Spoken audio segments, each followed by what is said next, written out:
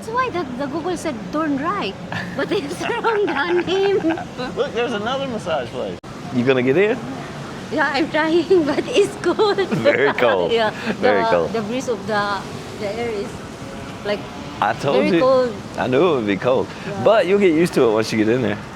Maybe the time that I swim, it's better. It's beautiful up here though. You getting in? Very It's cold. Yeah. But It's okay. yeah. I might jump in there after this. I'm glad you could stand up. I was wondering how deep it was. Not so very deep. Yeah. I've been around Bangkok, not all over. The city's too big to explore just in the short period of time that I've been here. It's like no matter where you go, there's always going to be a tourist area. And that tourist area is going to be a higher price than what you'll see on a lot of people's videos. I think April and I landed on Massage Alley. Look, Yeah. every Maybe- place right here is like a massage. Maybe they have a reason that we need a massage here. Yeah, for real. Yeah. My feet, look, and a lot of them are like foot massage specialists. That's what I need. Yeah. That one's Mr. Feet Massage. That's a lot of massage here, Joe. No, look, that's the restaurant that I was looking for right there. Ah, that's why the Google said turn right, but it's wrong the name. Look, there's another massage place. Oh my God. But anyway, today I wanted to make a video just being totally transparent about my experience in Bangkok. You see a lot of videos to where they're talking about how cheap things are in Southeast Asia or in Thailand, and it's true. But there's two versions for everybody that's visiting here. And to me, in my opinion, it's sometimes a little misleading from what I've seen. Oh, this is where you get on the boat. This is where we got on the boat before. But it's a little misleading from what I've seen. April and I's average meal cost, I would just rough estimate say $20 per time of eating out, so $10 a person. And like this morning we ate breakfast, it was $28 for two people. At that, I made a video about that place called Breakfast Story. Delicious, worth every penny of it, in my opinion. Very good food. But you see a lot of people and they'll say, you come to Thailand, you can eat for $2 or $3. That is true. You can eat street food all day and it's delicious. Don't get me wrong, it is very delicious. But like if you are walking by this restaurant, for instance, you know, as a tourist would, you just sit down and eat, and if you watched a lot of the YouTube videos like I've watched, you're thinking, oh man, this is, you know, I'm gonna go in here and eat for $5. That's not the case, or at least not in my experience.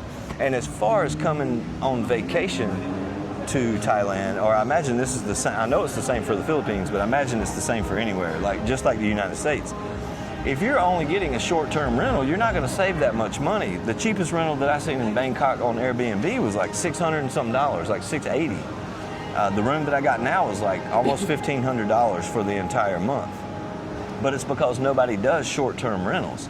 If you're coming here for retirement or something like that, and you're gonna, you know, do a year lease, I've seen them as cheap. In Chiang Mai, I was looking at them. You seen them? Yeah, they have a cheap there. Very nice and houses. house also, yeah. Yeah, you got a house with a yard, your own fence, 2-car garage. That one, what I looked at was like 9,000 baht. Yeah, 9,000 baht. They have 12,000 baht. 12,000, Yeah, anywhere between 10. 8 and probably 15,000 baht. And this is just for Chiang Mai. It's the only place I looked at. And the reason I looked at it, if you guys didn't know this, because I was unaware of this, I love dirt bikes. And I've always wanted to do, since I was a kid, I've rode in the woods, so I like single track type stuff. I've been on like motocross tracks too, a lot more than I've been in the woods, honestly, but I'm getting older now, and I just think it would be fun to do enduro. And come to find out, Chiang Mai is one of the best places in the world for like jungle single track. And that's what I was looking at, the houses, and I found those houses. April seen them like 2 or 3 bedrooms for less than my apartment in the Philippines. But that's with a 12-month lease, so it changes the game. When I look on Airbnb at Chiang Mai, the cheapest place you can find is $800-900 a month. And I don't, you guys let me know in the comments below if you know of another resource to where you can do short-term rentals, but I haven't found one. Airbnb is the only option that I've found besides hostels. Like if you're backpacking through Chiang Mai, no problem. You can get hostels anywhere from $5 to $15 a night, and some of the $15 a night places are pretty nice. And when I say nice, I mean you got the basics. You're not gonna have a microwave or refrigerator or nothing like that. You got a bed. You're lucky if you've got a thick mattress on the bed. And the good there is fully furnished. Yeah. Oh yeah, the houses in Chiang Mai we was looking at for 9,000 baht. It was fully furnished. Fully furnished. With new appliances. Yeah. Everything looked brand new. Don't look like anybody had ever used it. And there's a bunch of them. Like there's a bunch of houses available. But none of them that's gonna do short term. I didn't even see any that was accepting like a 6-month lease or something like that. Yeah. So the point of the video I'm trying to make is I just want people to be aware. If you're coming on vacation to Southeast Asia, and I assume this will be true for any Southeast Asian country, because I know it's true for the Philippines. If you land in Cebu, you're going to pay American prices at some restaurants. If you go to an American restaurant, like we went to Roadhouse, we spent $80 for 2 of us. You know, that's expensive. Yeah, it's U.S. prices for a U.S. restaurant, so it's to be expected.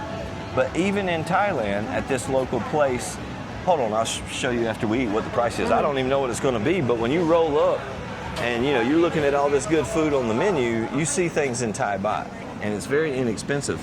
But let me tell you what the total is when we're done. And this place is probably going to be a perfect example of what I'm talking about in this video. This is just the vegetable plate.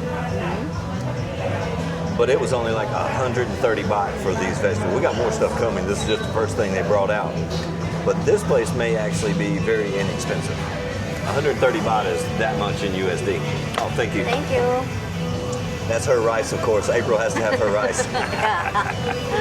I love rice. But this is probably going to be a great example.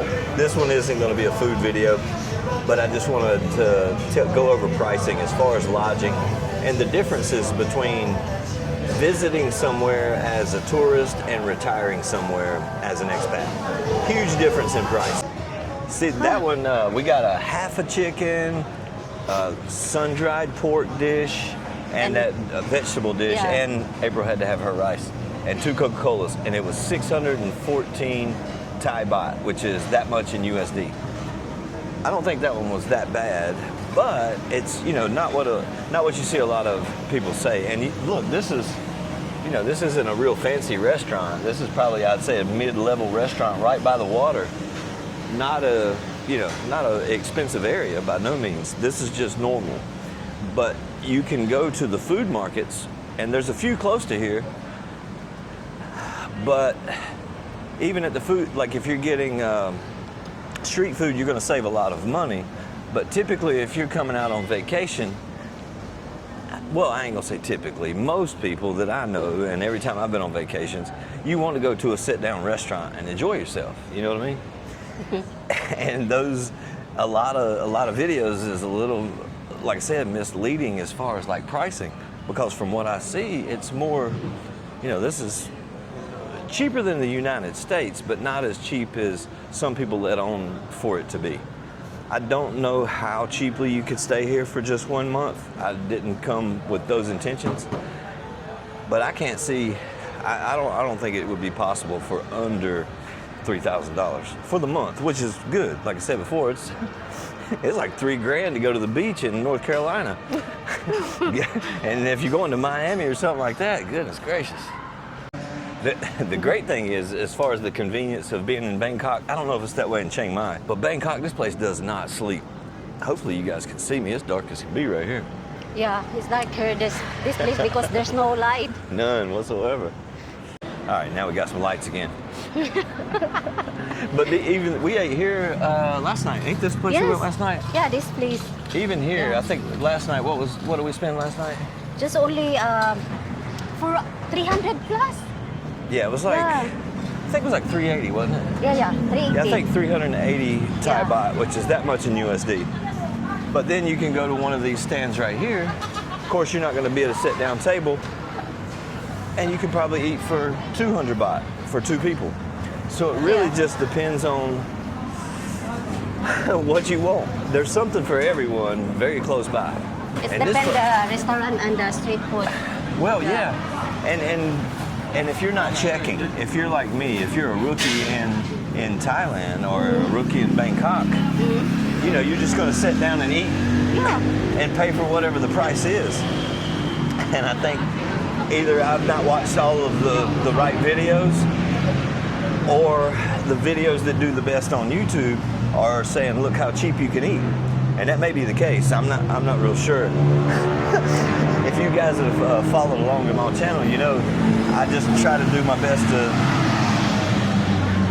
tell you the truth about what my experiences is. I can't tell you if other people are right or wrong.